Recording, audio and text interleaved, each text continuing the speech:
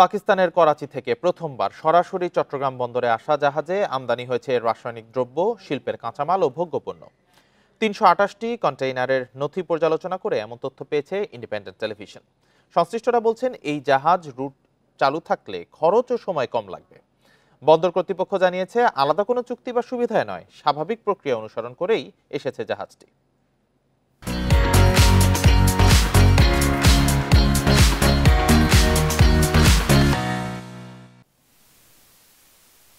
পানামার পতাকাবাহী জাহাজ MB yuan জিয়ান ফা জং দুবাই ও করাচি বন্দর থেকে পণ্য বোঝাই করে চট্টগ্রামে পৌঁছায় ১১ নভেম্বর।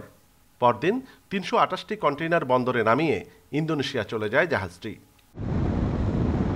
কাস্টম ও শিপিং এজেন্ট বলছে, ৩২৮টির মধ্যে ৬৪টি কন্টেইনার এসেছে দুবাইয়ের জেবেল আলী বন্দর থেকে। আর করাচি বন্দর থেকে আসা বাকি ২৬৪টি কন্টেইনারে রয়েছে সোডিয়াম কার্বনেট, ডলোমাইট, চুনাপাথর, ম্যাগনেসিয়াম কার্বনেটের মতো শিল্পের কাঁচামাল। এর বাইরে আছে পেঁয়াজ, আলু ও শুকনো খেজুর। মোট ৬৩৩৭ টন পণ্য রপ্তানি করেছে পাকিস্তানের ১৮টি প্রতিষ্ঠান। পাকিস্তান থেকে ২ কন্টেইনারে ৫২ মেট্রিক টন খেজুর আমদানি করেছে খাতুনগঞ্জের ফারুক ট্রেড ইন্টারন্যাশনাল। সরাসরি জাহাজ চলাচল ইতিবাচক মনে করছেন আমদানিকারকরা। এরকম সাসপিসিয়াস আমার জানার মতে হবে না, কারণ হচ্ছে প্রোডাক্ট কি আছে আমরা অলরেডি জানি। আর ইম্পোর্টাররা এরা রেগুলার ইম্পোর্টার। ফ্যাক্ট যেটা হলো, যেহেতু কন্টেইনার বেশি ছিল, সে কারণে ডিরেক্ট ভেসেলটাই করাচি থেকে এখানে চলে আসছে। এটার কারণে এটা নিয়ে বেশি আলোচনা হচ্ছে।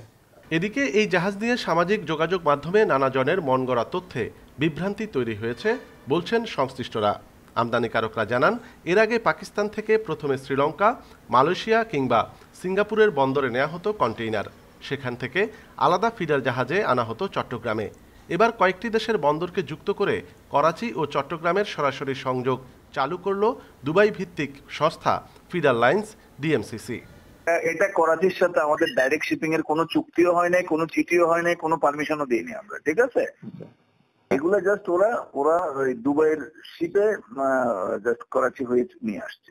তো করাচির থেকে তো আগেও কন্টেইনার আসতো, যেটা দুবাই হয়ে সিঙ্গাপুর, কলম্বো হয়ে। হচ্ছে 80% ইম্পোর্ট আসে চায়না থেকে, আর 10% হচ্ছে কোথা থেকে আসে? ইন্দোনেশিয়া, মালয়েশিয়া, ইন্ডিয়া সবচেয়ে বড়, দুবাই, তারপর এরপর পাকিস্তান। একই জাহাজে সংযুক্ত আরব আমিরাত থেকে আনা কন্টেইনারগুলোতে এসেছে খেজুর, gypsum, marble block, copper wire, alcohol জাতীয় পানীয়। Anupam Shil, independent news, Chittagong.